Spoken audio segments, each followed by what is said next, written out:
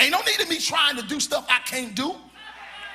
Ain't no need of me getting up. See, listen, I thank God for Myron. For 16 years, I was singing in my church all the time. Jumping and hollering and shouting, fixing the atmosphere when need be. When the choir messed up, when the praise team messed up, I had to get up and do all this singing and try to fix the atmosphere because the members of the church was looking at the choir sometime like this. Ain't no need of me coming in here trying to sing in this church. He's a beast. Y'all don't want to hear me.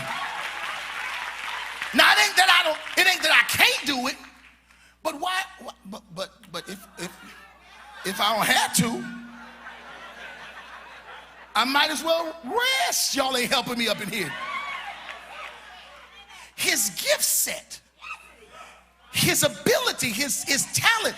Ain't no need me trying to jump on the organ. I can't play no organ. But he can sing and then jump on the organ and come back in and sing and dance and everything else. I'd be crazy to try to sit him down and be mad at God. God, you know, Myron up here doing too much. I can't take it.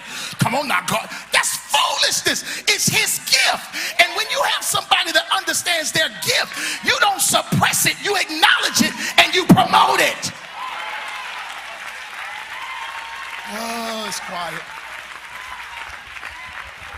It's a privilege. Tell somebody it's a privilege.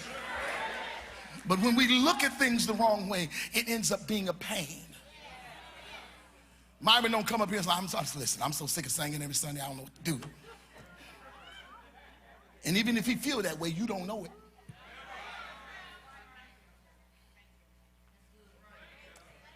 And you know why?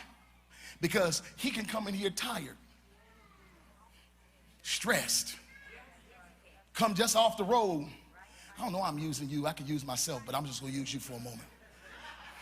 Come off the road just from doing a flow. And when he walks in the door, no matter how he felt before he got here, he hits this stage and he looks around at y'all and I can tell you what he's thinking. He's thinking, this is a privilege. Whole lot of people can't give God praise the way I do. Whole lot of folks don't know how to usher the presence of God in. Whole lot of folks don't know how to push and challenge the people to lift up their hands. It's a privilege. Every time I get up here and I think about how God has taken me over the airways and taken me over the highways and how he's kept and covered me, I got to help saints come on and press on in. I don't know what other folk have come in here with. I don't know what stresses they've had to endure, but I know one thing. Once I get to the stage and once I grab the mic, I'm going to make sure everybody named mama say, oh, magnify the Lord with me. Let us say, and see, that should be your mentality. When you are out there coming into this house, your mentality ought to be, I don't know what's going to happen, but when I hit the door, I understand that it's a privilege that I'm able to come up in this place. It's not a pain. It's not a pain. It's a privilege. The privilege and the pleasure of serving Jesus had become painful to Martha. Martha, in the midst of her company, felt all alone. And perhaps today we are focusing on financial worries or decisions that will affect our families and friends, and it is literally bringing pain to our lives. We must stop and see where our focus is.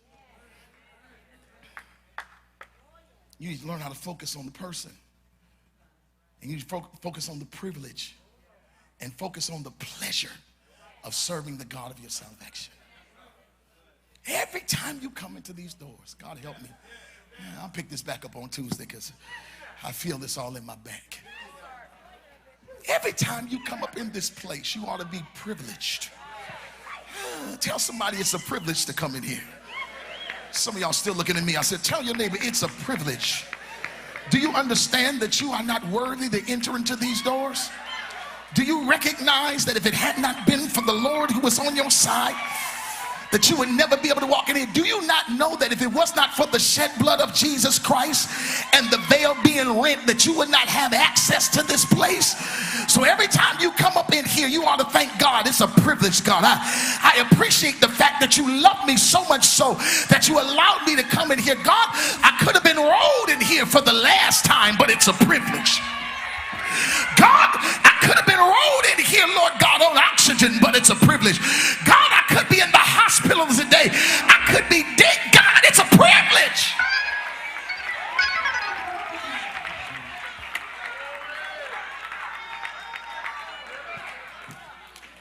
I don't serve you because of the benefits. The benefits are just a byproduct. They just added. But I serve you because I understand that it's a privilege. God, my life was a mess. Maybe I ain't talking to everybody, but I'm talking to somebody. My life was jacked up. It was in disarray. And maybe everybody don't have that testimony today, but I know somebody has it today. And that's why whenever you come into this house, your mentality ought to be that I'm going to give him all the praise and honor that he deserves, because if I would have got what I deserved, if I would have gotten, I'm not going to do that today. If I would have gotten what I deserved, there is no way possible that I can be here today. So don't be like Martha. Don't be like Martha. Don't walk around here upset because you have responsibility. Don't have an attitude because God has placed a weight of responsibility on your life. Don't be upset because he's given you a gift set that he wants you to use for the purpose of edifying and building his kingdom.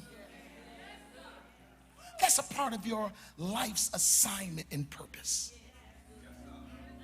That's what you are here for.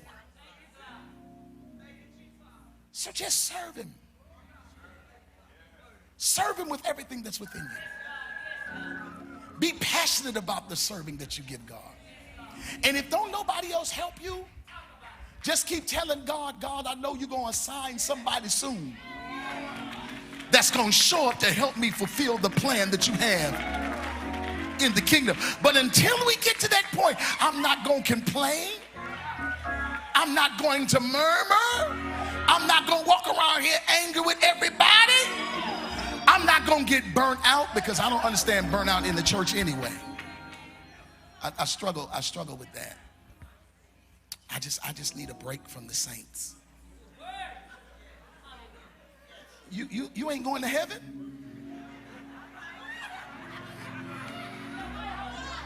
I can't get no help. I'm by myself. I just need a break from the saints. You're not going to heaven? You must not be going if you need a break from the, what make you think you're going to get away from the saints when you get to heaven?